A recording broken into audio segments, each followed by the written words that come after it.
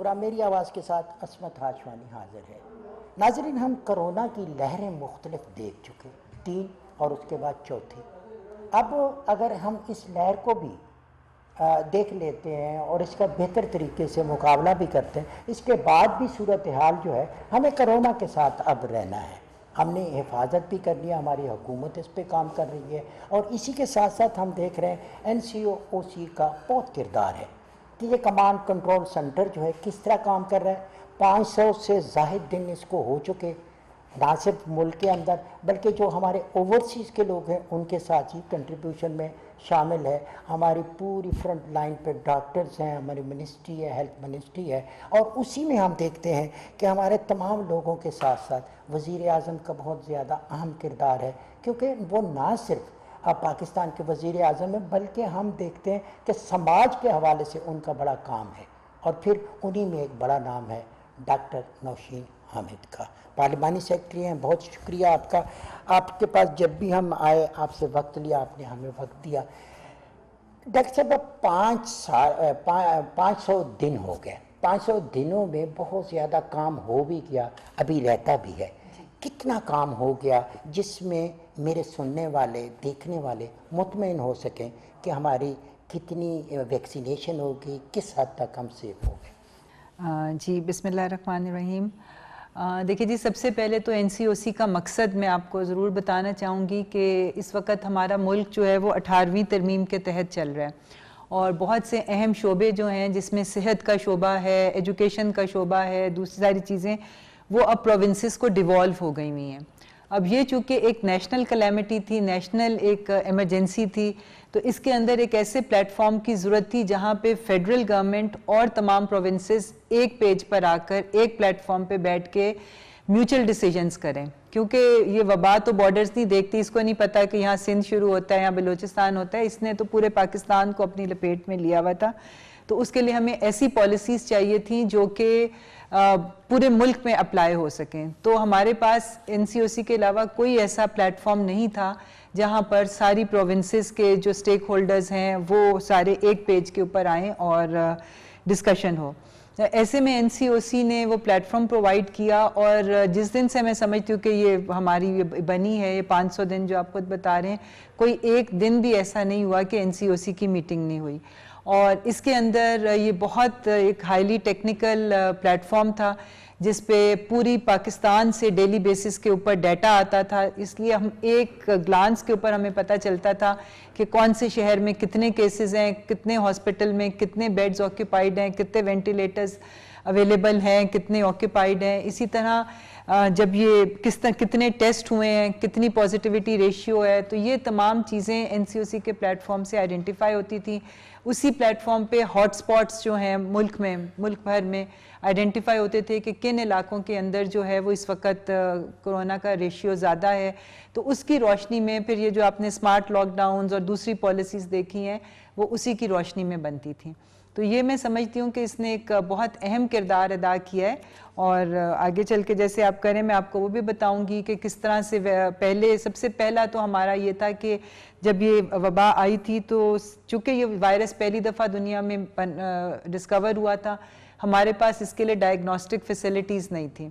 तो जो diagnostic kits हैं उसमें सबसे पहला रोल NCOC का वो आया था कि हमने फौरी तौर पे डायग्नोस्टिक किट्स पूरी दुनिया से मंगाई कि ताकि टेस्टिंग जो है वो हमारी बर वक्त हो सके, और पहला रोल वही था। फिर आहिस्ता आहिस्ता जैसे जैसे सिचुएशन इवॉल्व करती गई NCOC के रोल बढ़ते चले गए, चेंज होते गए। पहले डायग्नोस्टिक किट्स थी, उसके बाद फिर हॉस्पिटल्स के अंदर जो सिचुएशन थी, आपको बेड्स की तादाद किस तरह बढ़ानी थी, आपको ऑक्सीजन बेड्स, क्योंकि ये इसमें जो हॉस्पिटलाइज पेशेंट्स होते हैं उनको ऑक्सीजन की ज़रूरत पड़ती है, तो हमारे पास इतने ऑक्सीजन बेड्स नहीं थे। तो कोई 2500 के करीब NCOC के थ्रू हम लोगों ने पूरे सिस्टम में 2500 से ज़्यादा बल्कि 2800 के करीब बेड्स जो हैं वो सिस्टम में डाले गए।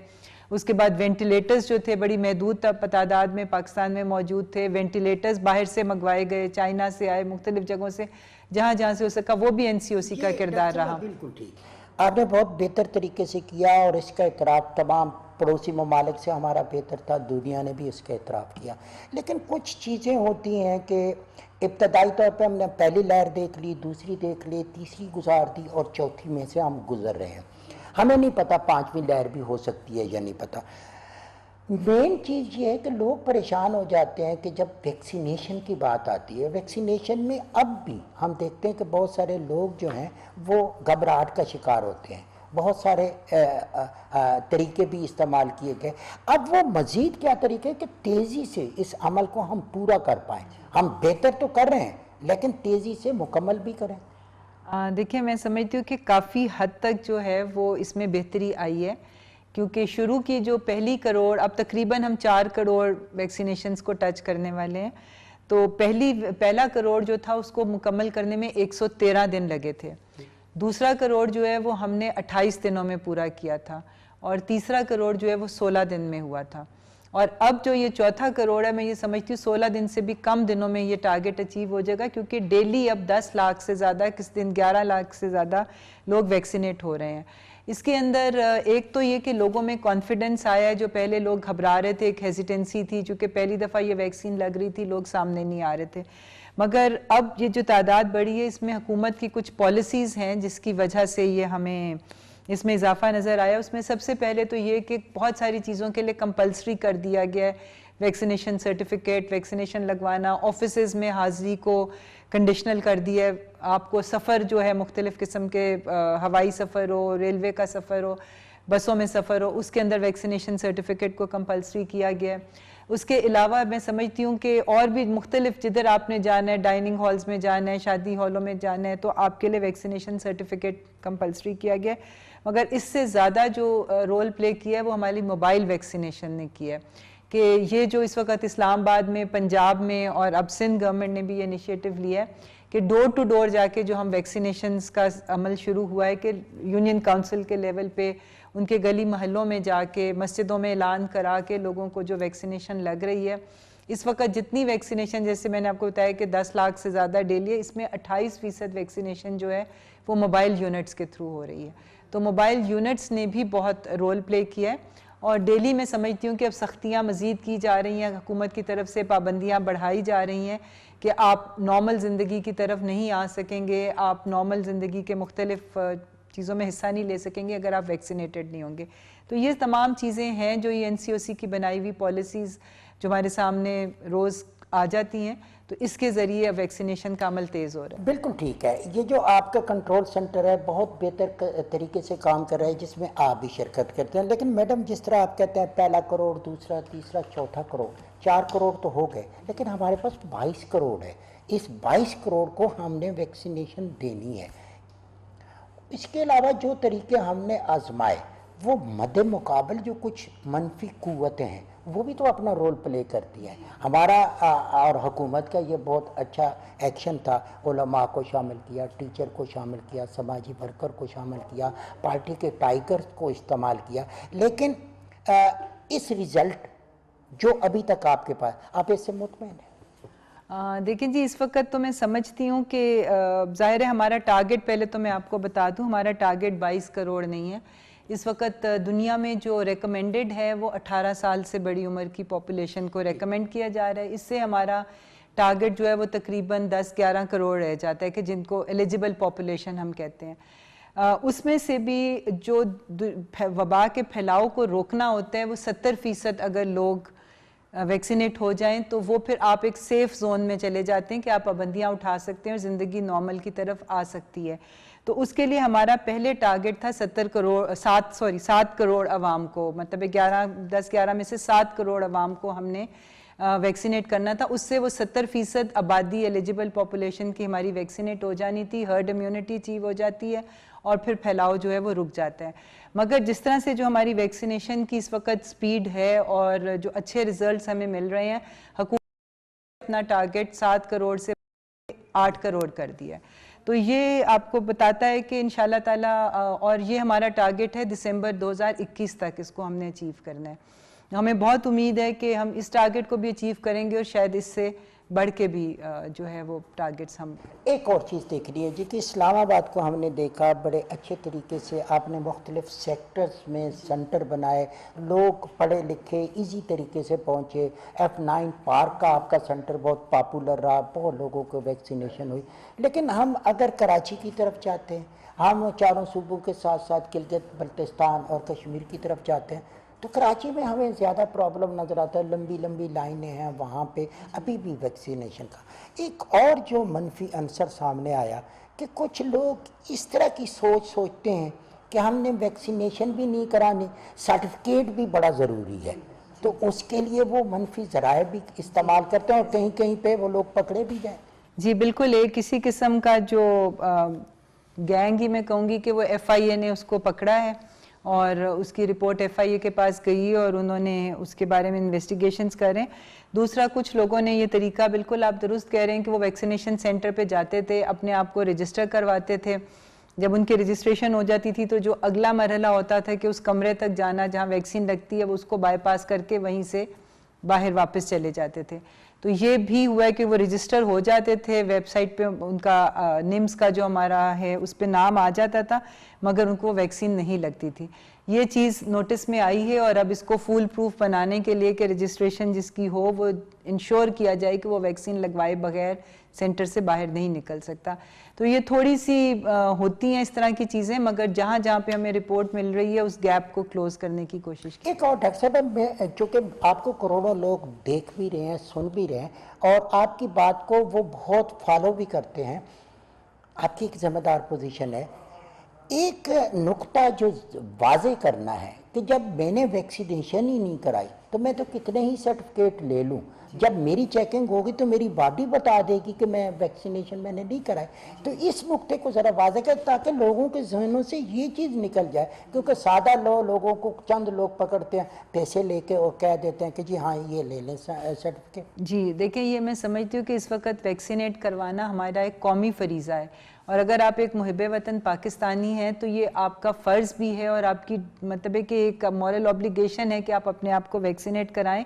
एक तो मुल्क की खातिर है, मगर उसके अलावा दूसरा आपकी अपनी सेहत के लिए ज़रूरी है कि इस वक्त जो वबा चौथी लहर आई है इसमें मेजॉरिटी वो लोग हैं जिन्होंने अपने आप को वैक्सीनेट नहीं कराया।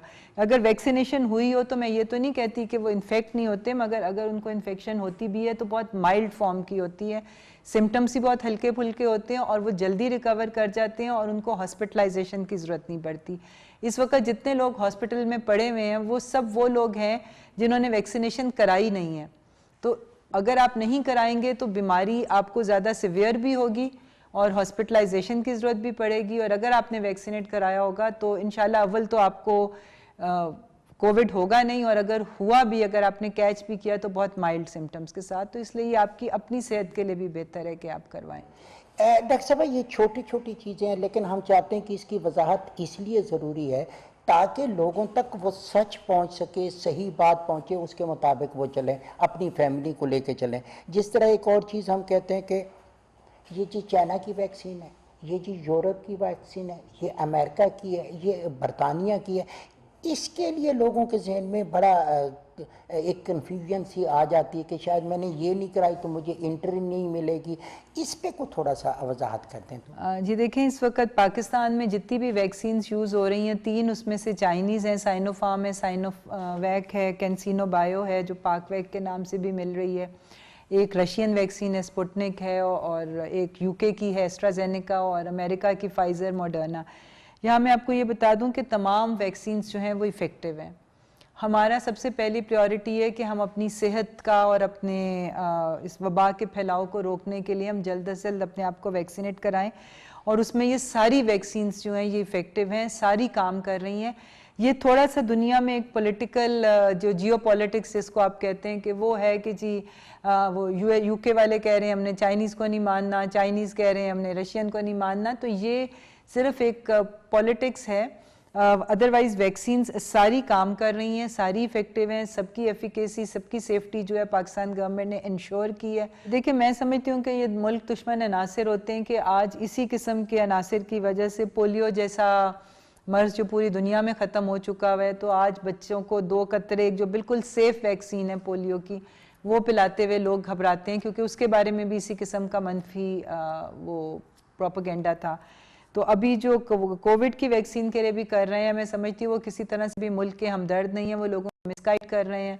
बिल्कुल ये सेफ़ वैक्सीन है और इस वक्त की ज़रूरत है कि अगर हमने अपने मुल्क को दोबारा नॉर्मल ज़िंदगी की तरफ, नॉर्मल मईशत की तरफ लेके जाना है, तो ये वैक्सीन करवाना हमारा फ़र्ज़ है। जी, आपके पास एक फ्रंट लाइन थी जिसमें डॉक्टर्स थे, जिसमें मेडिकल स्टाफ था, जिसमें नर्सेस थी, उन्होंने नेशन के लिए अपनी जान दी।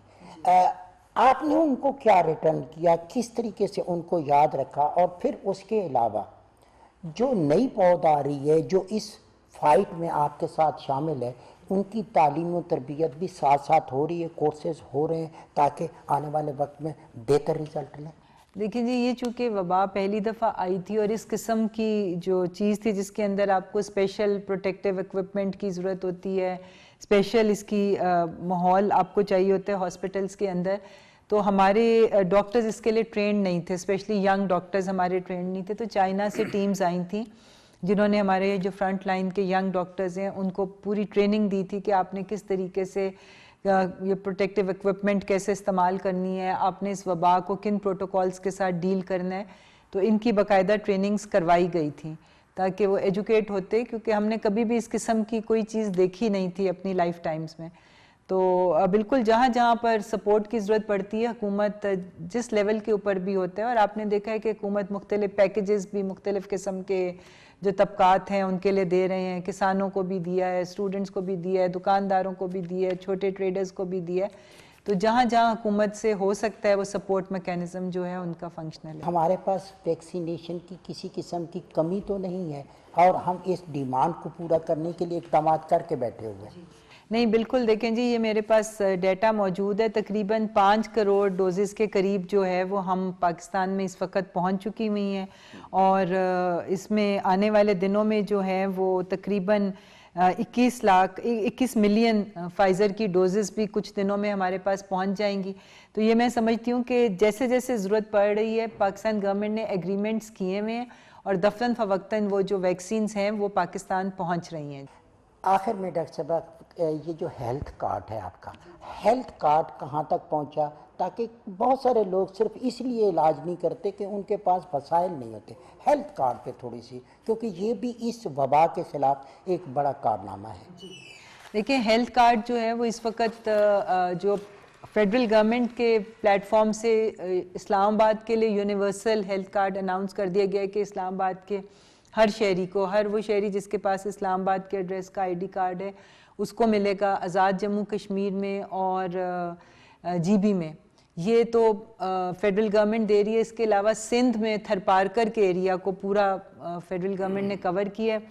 केपी गवर्नमेंट अपनी पूरी आबादी को वहाँ भी यूनिवर्सल होगी, और अब प्राइम मिनिस्टर साहब के फरमान के मुताबिक पंजाब में भी यूनिवर्सल कवरेज की तरफ जा रहे हैं। अभी हमने 2 डिस्ट्रिक्ट्स कवर किए हैं, साहिवाल 2 डिवीजन, एक साहिवाल डिवीज़न और एक डीजी खान डिवीज़न जो है, वहाँ पर यूनिवर्सल कवरेज शुरू हो गई है। बाकी भी जो डिवीजन्स हैं उन अल्लाह ताला इस साल के आखिर तक मुकम्मल हो जाएगा। इसके ज़रिए पहले तो सिर्फ ये था कि जो हॉस्पिटलाइजेशंस थी उनको कवर किया जा रहा था, मगर अब केपी गवर्नमेंट ने उससे एक स्टेप आगे जाकर जो आउटडोर पेशेंट्स हैं उनको भी हेल्थ कार्ड की फैसिलिटी दे दी गई है। तो मैं समझती हूँ कि ये 11 लाख केपी में है और 7-7.5 लाख पंजाब में है। ये हर बंदा अवेल कर सकता है जिसको वो हेल्थ कार्ड मिलेगा, मगर इसमें हमने सिर्फ ये याद रखना है कि जो हॉस्पिटल्स पैनल के ऊपर हैं उनमें जाना है। कई दफ़ा ये कंप्लेंट आती है कि लोग कहते हैं जी हम कार्ड लेके हॉस्पिटल गए, उन्होंने हमें एंटरटेन नहीं किया। ये हर हॉस्पिटल में ये नहीं है। जो हेल्थ कार्ड वालों ने हॉस्पिटल्स पैनल पे अपने किए हुए वहाँ पर जाएंगे तो उनको इंशाल्लाह ताला फ्री इलाज मिलेगा। सबके लिए मेरा यही पैगाम है कि जब तक हम अपनी वैक्सीनेशन एक ख़ास हद तक, जब तक हम अपनी 70% एलिजिबल पॉपुलेशन तक नहीं पहुँच जाते, उस वक़्त तक ये मास्क का इस्तेमाल और जो दूसरे SOPs हैं जिसके अंदर सोशल डिस्टेंसिंग है, गैर ज़रूरी तौर पे घर से निकलना जो है वो अवॉइड किया जाए, और जो SOPs गवर्नमेंट इशू करती है, चाहे वो मसाजिद के लिए हों, चाहे वो बाज़ारों के लिए हों, चाहे एजुकेशनल इंस्टीट्यूशंस के लिए हों, चाहे ऑफिसेज़ के लिए हों, उसके ऊपर जो है वो अमल करें, क्योंकि जब तक हम अपनी वैक्सीनेशन के टारगेट को अचीव नहीं करते, ख़तरा हमारे सरों पे मंडला रहा है। और किसी वक्त भी मतलब है कि हमारे अपने प्यारे, हमारे बच्चे, हमारे दोस्त अहबाब सब जो हैं वो ख़तरे में हैं। तो इसलिए हमें इस वक्त जो है किसी तरह से भी अपने आप को उस वक्त तक इन चीज़ों को नहीं छोड़ना जब तक आपको गवर्नमेंट ये नहीं बताती कि हम ख़तरे के जोन से बाहर निकल आए हैं। डॉक्टर साहबा बहुत मेहरबानी, बहुत शुक्रिया। नाजरीन आपका भी शुक्रिया, आपने हमारे इस सारे प्रोग्राम को देखा। बेसिकली जब हम ऐसी शख्सियत के पास आते हैं तो वो उनकी अनथक मेहनत होती है इंसानियत के लिए, जिसमें डॉक्टर नौशीन का नाम शामिल है। इंसान अशरफुल मखलूक़ात, दुनिया में अगर आप देखें तो इंसान ही वो मखलूक है जिसको पालना दुनिया का मुश्किल तरीन काम है, और फिर उसकी बका, उसकी हिफाजत उससे भी बड़ा मुश्किल काम है। और अगर खुदा न खास्ता आप पर इस बीमारी का कहीं ना कहीं छोटा मोटा हमला होता है तो आप डट के उसका मुकाबला करें, क्योंकि वज़ीर आज़म साहब ने पिछले दिनों एक बड़ा अच्छा कॉल दिया कि हारता वो है जो हार मान लेता है, जो फाइट करता है वो जीत जाता है। और उसके लिए क्या है, ये एक अहम चीज़, ये एक छोटा सा मास्क, ये आपकी ज़िंदगी को बचाने की इलामत है। आप इसकी हिफाजत भी करें, अपनी जान की हिफाजत करें, इस मास्क का, वैक्सीनेशन का, और साथ साथ जो चीज़ें ज़रूरी हैं वो ज़रूर इस्तेमाल करें, क्योंकि सिर्फ आपकी अपनी जान ही नहीं, आपने मुआशरे और पूरी इंसानियत का दिफा भी करना है। पाकिस्तान टेलीविज़न एक मौसर आवाज़ है, मेरी आवाज़ में अपनी आवाज़ शामिल करें और इंसानियत की बका के लिए अपना फ़र्ज़ अदा करें। इसी के साथ ही अस्मत हाशवानी को दीजिए इजाज़त। बहुत जल्द आपसे दोबारा मुलाकात होगी। अल्लाह ने के बाद।